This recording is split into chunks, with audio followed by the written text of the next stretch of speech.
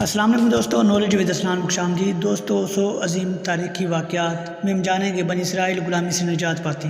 دوستو، بنی اسرائیل مصر میں ایک لمبی مدت غلامی میں گزارنے کے بعد حضرت موسیٰ علیہ السلام کی رہنمائی میں وہاں سے نکلے اور ارض موعود یعنی فلسطین کی طرف وہ پورا شوب سفر شروع کیا جس میں دردناک واقعات پیش آئے اور انہوں نے دلیری کے کارنامے بھی انجام دیے۔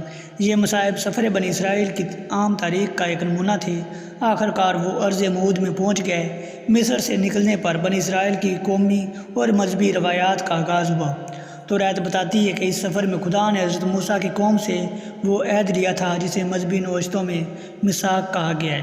یہ واقعہ اس لحاظ سے بھی اہم ہے کہ اس سفر میں حضرت موسیٰ علیہ السلام خدا کی طرف سے 10 احکام لائے جن کے اخلاقی اثر کی لہریں روئے زمین کے ہر حصے میں پہنچی۔ حضرت موسیٰ علیہ السلام جو مصر میں پیدا ہوئے حضرت اسرائیل یعنی حضرت یعقوب کی اولاد میں سے تھی۔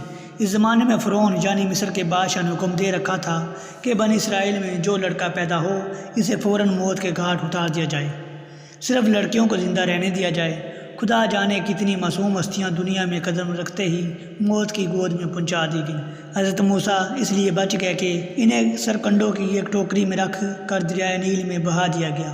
فرعون کی بیوی نے یہ ٹوکری دیکھی تو دریائے سے نکلوائی اور بچے کو اپنے بیٹے کی طرح پالا۔ یوں قدرت نے حضرت موسیٰ کے لیے شاہی دربار کی شان و شوکت میں پروان چڑھنے کا موقع پیدا کر دیا۔ حضرت موسیٰ جوان ہوئے تو ایک دن آپ نے دیکھا کہ ایک مصری ایک اسرائیلی کو پیٹ رہا ہے۔ حضرت نے مصری کو ظلم سے روکنا چاہا لیکن وہ باز نہ آیا۔ اس پر آپ نے اسے ایک گھونسا رسید کیا اور وہ مصری وہیں گر کر مر گیا۔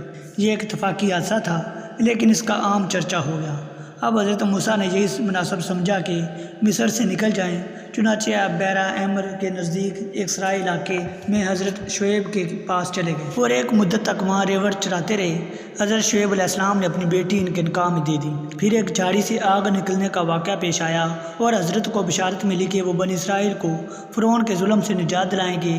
چنانچہ وہ اس غرض سے مصر واپس چلے گئے۔ مصر میں پہنچ کر انہوں نے اپنے بھائی ہارون علیہ السلام کی امداد سے بنی اسرائیل کو جمع کر لیا، لیکن فرعون نہ تو بنی اسرائیل کو ذلت کی زندگی سے نجات دینے کے لیے تیار تھا اور نہ انہیں مصر سے جانے کی اجازت دیتا تھا۔ جب خدا کے حکم سے مصر میں یکے بعد دیگرے 10 وبائیں نازل ہوئیں تو فرعون نے مجبور ہو کر اجازت دے دی، مگر بنی اسرائیل کا قافلہ روانہ ہوا تو فرعون کی نیت پھر بدل گئی۔ اس نے لاؤ لشکر لے کر بنی اسرائیل کا تعاقب کیا اور ان کے پیچھے پیچھے بحیرہ کلزم کے کنارے پہنچ گیا تاکہ انہیں روکے۔ یکایک خدا کی قدرت سے ایسی ہوائیں چلی کہ پانی کے اترنے سے سمندر میں راستہ پیدا ہو گیا اور بنی اسرائیل سلامتی کے ساتھ پار اتر گئے۔ لیکن جب فرعون ان کے پیچھے پیچھے چلا تو پھر موجیں آ گئی اور وہ لاؤ لشکر سمیت ڈوب گیا۔ مصر سے باہر نکل آنے پر بھی بنی اسرائیل کے آزمائش کا دورہ ختم نہ ہوا۔ وہ ایک نسل تک صحرا میں سرگرداں پھرتے رہے۔